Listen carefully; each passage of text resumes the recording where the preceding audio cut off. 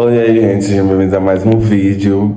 No vídeo de hoje a gente vai falar sobre o orixá Ogum, né, que é dos que tá faltando, dos 9, né, os 9 principais orixás que a gente mais conhece na Umbanda, né, que a gente mais cultua no nosso cotidiano umbandista.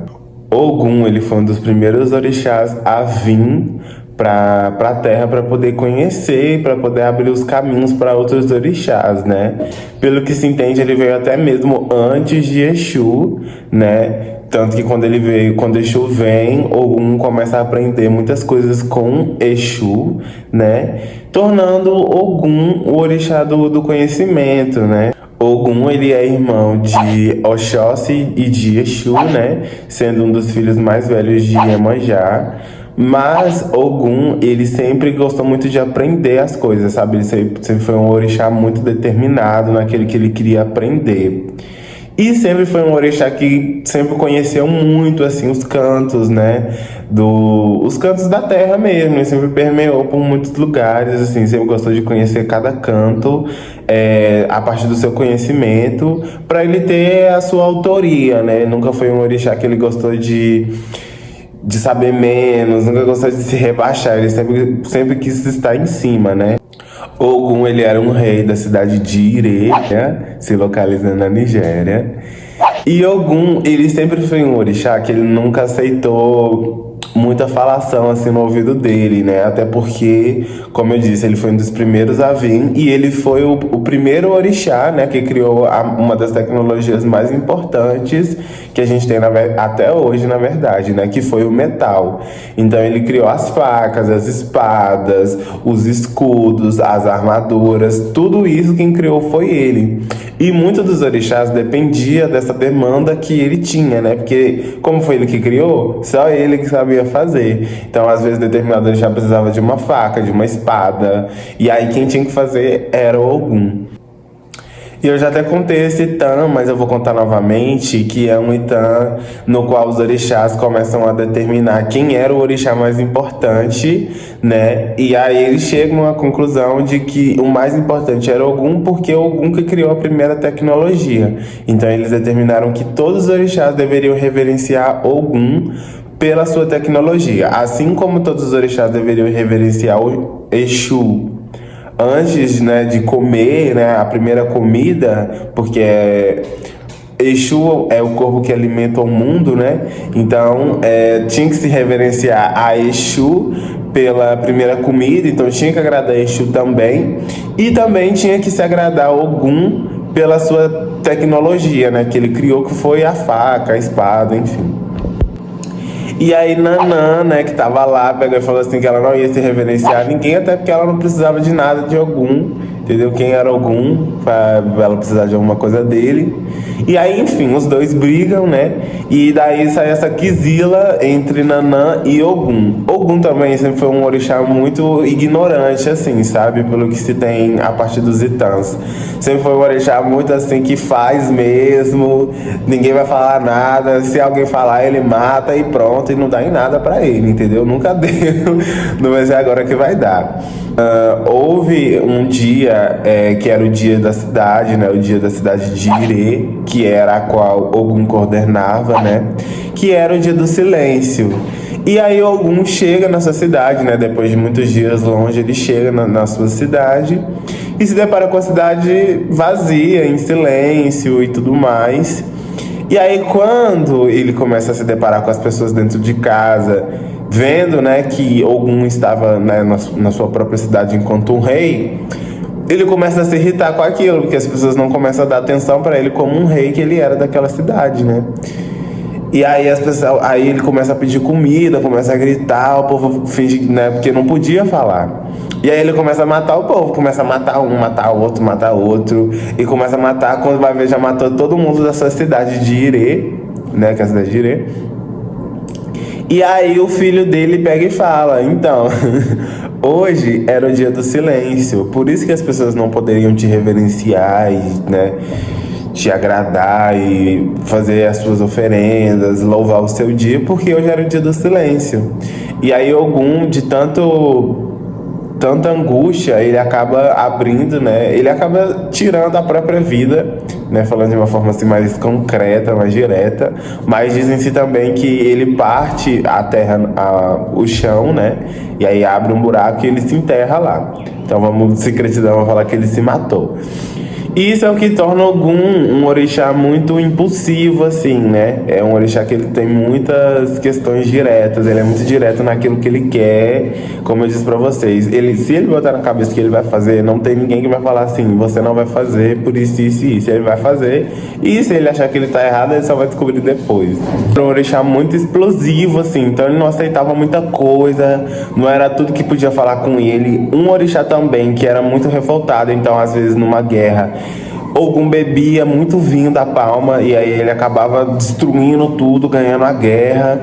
É um orixá também que ele não se mistura muito com outros orixás, assim, sabe? Sempre foi um orixá interativo, mas tem alguns assim que ele não se rebaixa, né? Então, brigava muito com Xangô, né? Tinha muito essa treta entre os dois. Ele sempre foi um orixá que ficou muito mais na dele, sabe? Nunca foi muito de interagir com outros orixás, assim, a não ser os orixás femininos, mas ele nunca foi muito de interagir, assim, de estar, por exemplo, nas confraternizações que tinha, porque era um orixá muito sério, né, e tudo mais. Ogum, depois de um tempo que ele fica mais velho, ele começa a entender que tudo, né, todas essas impulsações que ele tinha, né, de mundo, né, questões de ego, que ninguém podia impedir ele começa a entender, evoluir espiritualmente, que isso para ele não cabia mais, né? Por isso que a gente tem Ogum como uma das forças mais importantes dentro da Umbanda, porque Ogum, ele protege as pessoas que são mais estressadas, assim, mais, sabe? O povo mais doido, assim, que você vai conhecer é filho de Ogum, pode ter certeza. Ogum, ele acolhe os filhos dele, sabe? Tipo, assim como os filhos de Oxóssi são pessoas muito mulherengas, de uma forma bem negativa mesmo, falando, né? Os filhos de Ogum são pessoas que bebem muito, assim, tem muitos problemas com bebidas, com a vida mundana, né? E Ogum, como é um orixá que ele permeia, né, por muitos espaços, né? Porque ele conheceu um pouco de cada orixá, um pouco de Oxum, de Exu, de Yansan, também de Oxóssi. Mesmo que ele tenha ensinado Oxóssi a caçar nas matas, ele aprendeu muito com Oxóssi também. Então ele tem muito conhecimento sobre os mundos e os planos. Então ele consegue ajudar esses filhos dele, né? Os filhos de Ogum são pessoas assim, que gosta de uma conversa, um pessoal muito camarada, né? Não é à toa que a linha da malandragem é regida por Ogum, né? Mas são pessoas que têm os seus momentos de paz e de ódio, de caos, entendeu? Tem dias ali que eles não querem muito papo, não irritem eles, eles não, entendeu? Mas assim, acho que dá super certo um filho de Ogum com um filho de Yansan, porque aí ninguém cala pra ninguém, entendeu? Aí pronto, aí fica equilibrado, assim. Eu tenho Yansan como traseiro, né? E assim, todas as pessoas de Ogum que eu já conheci, ou foi 100 ou não foi nada, entendeu? Ou é 100% ou não é nada. Gostei bastante.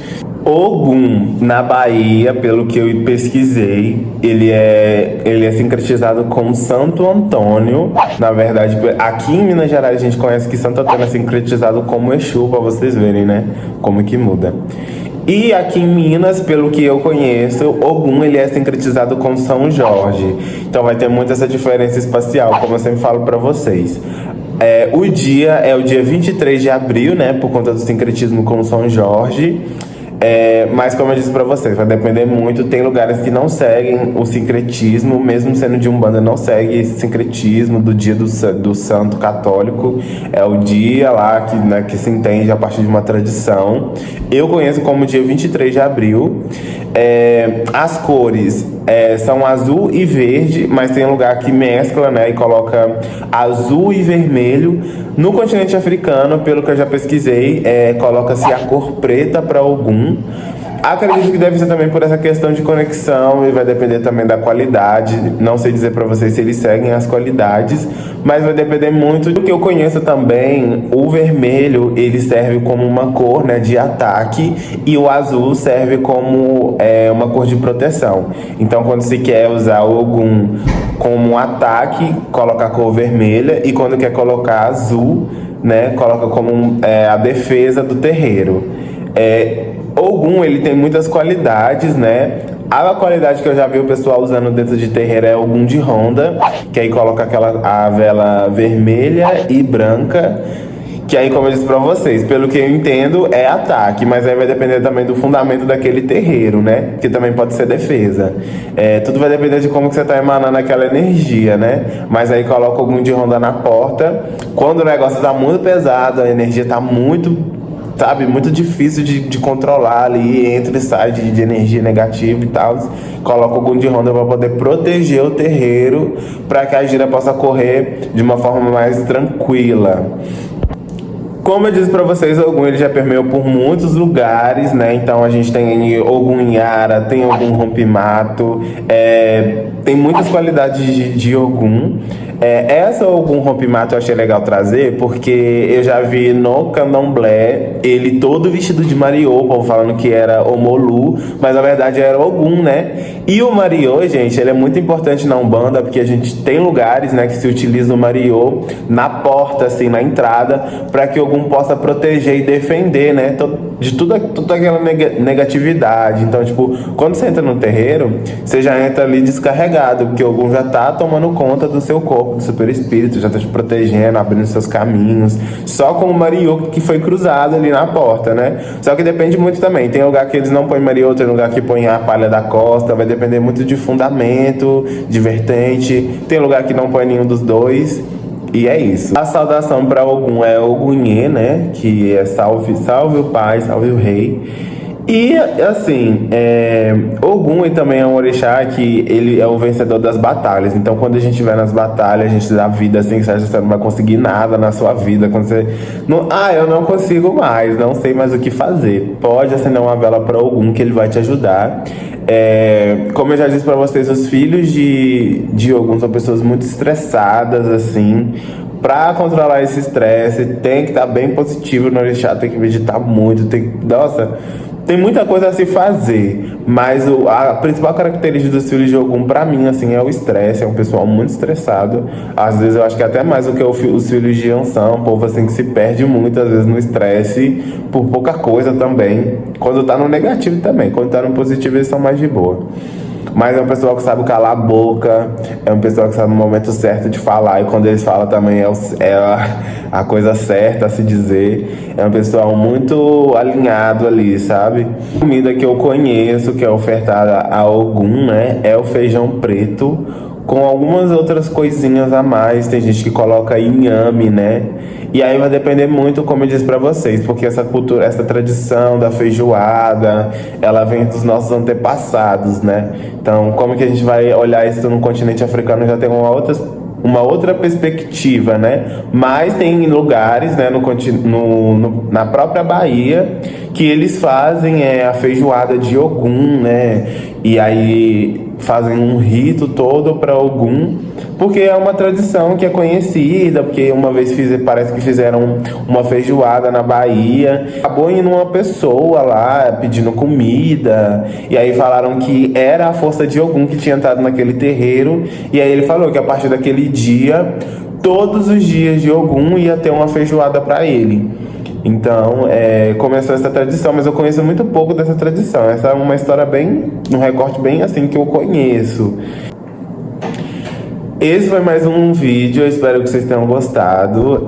Como eu disse pra vocês, orixá não se descobre assistindo o vídeo, se descobre participando de um terreiro, sentindo uma energia, enfim, já falei isso várias vezes. Né, tem que entrar no desenvolvimento e tudo mais. Isso daqui é só um complemento muito básico de um pouquinho que é o orixá.